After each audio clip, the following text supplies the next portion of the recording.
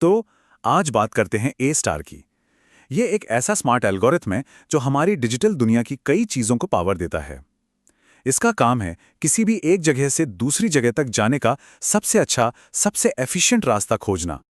अच्छा, कभी सोचा है कि वीडियो गेम में कोई कैरेक्टर हमारा पीछा करते हुए एकदम सही जगह कैसे पहुंच जाता है?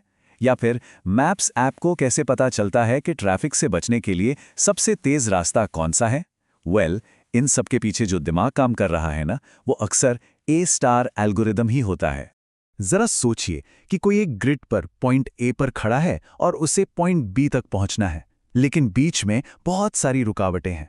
अब चैलेंज सिर्फ पहुंचना नहीं है, बल्कि सबसे छोटा, सबसे तेज रास्ता ढूंढना है। और इसी मुश्किल को हम कहते हैं पाथ फाइंडिंग की प्रॉब्लम।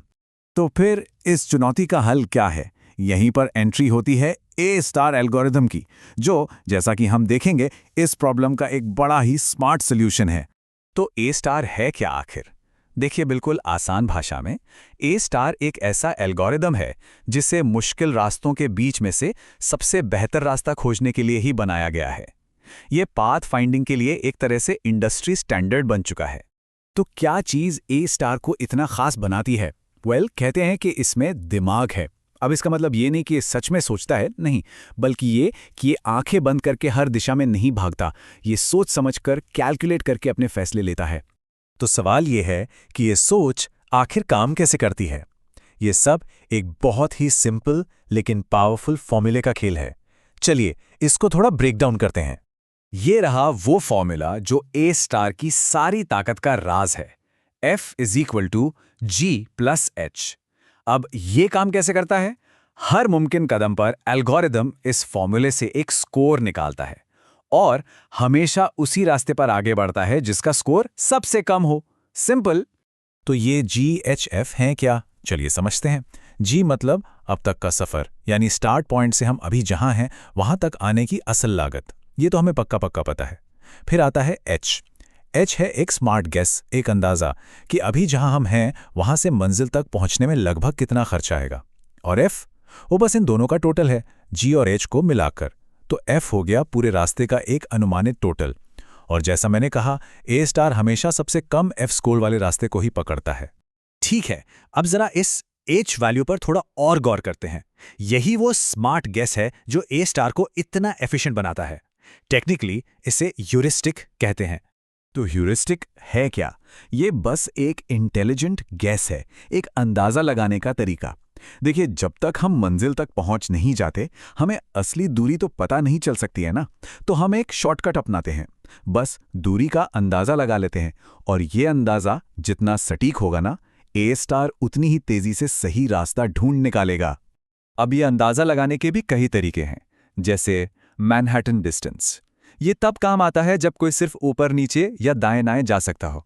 सोचिए जैसे किसी शहर की ग्रिड वाली सड़कों पर।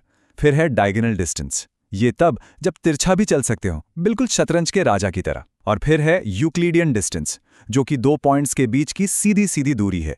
ये तब इस्तेमाल होता है जब किसी भी दिशा में जाने की आज़ादी हो, जैसे किसी खुले मैदान में।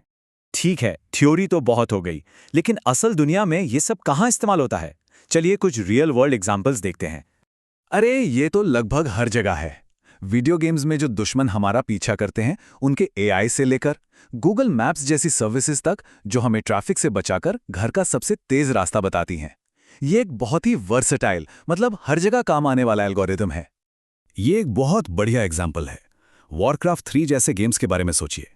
हर एक कैरेक्टर को मैप पर अपना रास्ता खोजना होता है, और वो भी दूसरी यूनिट्स और रुकावटों से बचते हुए।